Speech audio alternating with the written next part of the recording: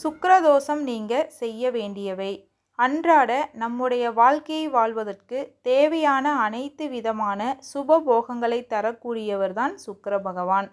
நவ கிரகங்களில் ஒருவராகவும் இவர் திகழ்கிறார். இவர் மகாலட்சுமியின் உடன் பிறந்தவராகவும் திகழக்கூடியவர் என்பதால் இவரின் அருள் கிடைத்துவிட்டால் மகாலட்சுமியின் அருளும் கிடைத்துவிடும் என்று கூறப்படுகிறது. அதனால்தான் சுக்கிரஹோரையில் மகாலட்சுமியை வழிபாடு செய்ய வேண்டும் என்று கூறப்படுகிறது.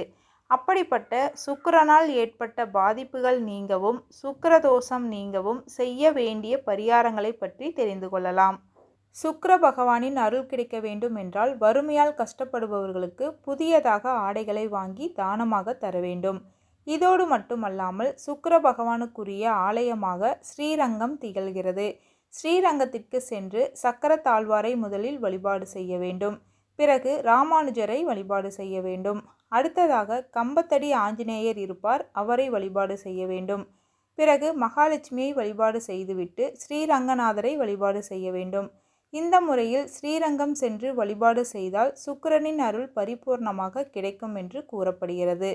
வீட்டில் கணவன் மனைவிக்குள் அடிக்கடி சண்டை வருகிறது, ஒற்றுமை மகிழ்ச்சி என்பதே இல்லாத நிலை இருந்தால் இவர்களில் யாரோ ஒருவருடைய ஜாதகத்தில் சுக்கிரனின் நிலை பாதிக்கப்பட்டுள்ளதாக அர்த்தம்.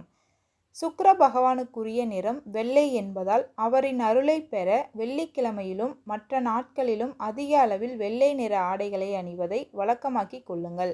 இது சுக்கிரனின் அருளை பெற மிக சிறந்த வழியாகும். சுகபோகங்களுக்கு அதிபதி என்பதால் சுக்கிரவசியம் ஏற்பட வீடு எப்போதும் நறுமணமாக இருக்க வேண்டும். குறிப்பாக வெள்ளிக்கிழமையில் வீட்டில் ஊதுபத்தி சாம்பிராணி மனம் இருக்கும்படி பார்த்து கொள்ளுங்கள். வெள்ளிக்கிழமைகளில் பன்னீர் உள்ளிட்ட நறுமணப் பொருட்கள் கலந்த நீரில் குளித்துவிட்டு நறுமணப் பொருட்களை பூசிக்கொள்வதால் சுக்கிரனின் பலத்தை அதிகப்படுத்த முடியும். இப்பொழுது சுக்கிரதோஷம் நீங்க என்ன செய்ய வேண்டும் என்பதை தெரிந்து கொள்ளலாம். இதற்கு சுக்கிர பகவானுக்குரிய தானியமாக திகழக்கூடிய மொச்சை, வெள்ளை நிற துணி புதியதாக வாங்கி கொள்ளுங்கள்.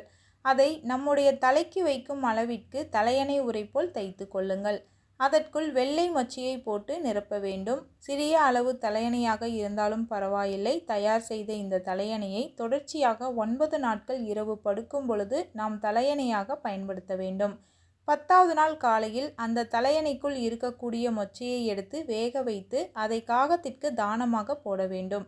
அந்த வெள்ளை துணியை மரத்தடியில் கால்படாத இடத்தில் போட்டுவிட வேண்டும். இப்படி நாம் வேக வைத்த மொச்சையை காகத்திற்கு தானமாக தருவதன் மூலம் நம் வாழ்வில் இருக்கக்கூடிய சுக்கிரதோஷம் அனைத்தும் நீங்கும்.